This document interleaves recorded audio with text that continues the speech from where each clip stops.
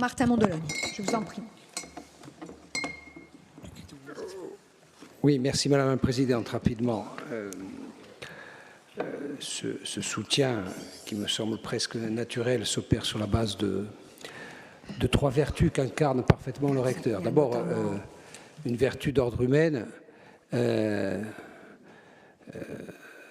Paolini, c'est un monsieur très bien du point de vue humain.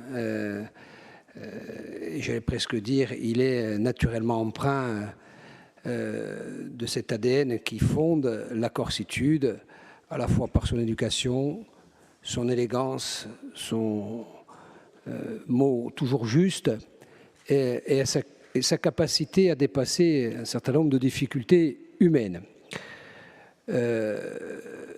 C'est pas seulement un monsieur bien, M. Paolini, c'est un bon recteur. Et là, je voudrais en rendre témoignage du point de vue de mes activités professionnelles. Vous savez, moi, ça fait 25 ans que je fais un métier qui me conduit à être en contact avec celles et ceux qui ont pu exercer les fonctions de recteur d'académie. On en voit défiler au rythme de à peu près un rythme tous les 3 ans qui permettent d'apprécier ceux qui professionnellement se distinguent des autres. On a eu 2 bons recteurs depuis 25 ans. 2 bons recteurs. Je ne citerai pas l'autre, mais Rémy-François Paolini fait partie des bons recteurs. C'est quoi un bon recteur? D'abord, c'est un bourreau de travail.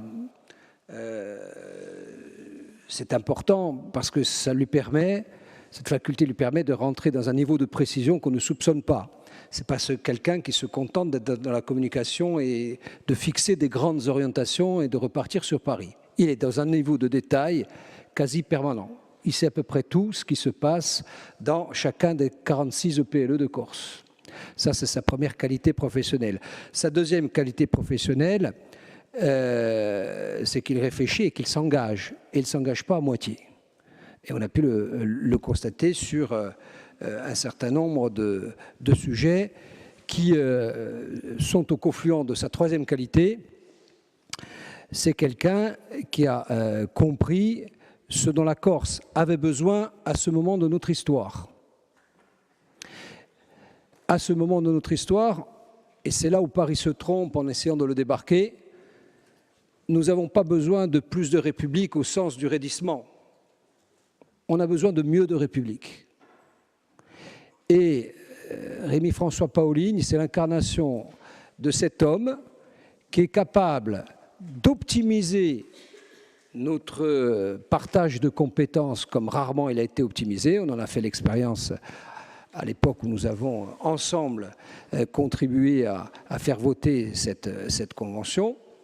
Ça veut dire qu'il est capable de faire la démonstration que lorsqu'on travaille en bonne intelligence entre les services de l'État et les services de la collectivité, on peut déboucher sur des décisions qu'on pouvait penser, ou des objectifs qu'on pouvait penser inatteignables à un moment donné.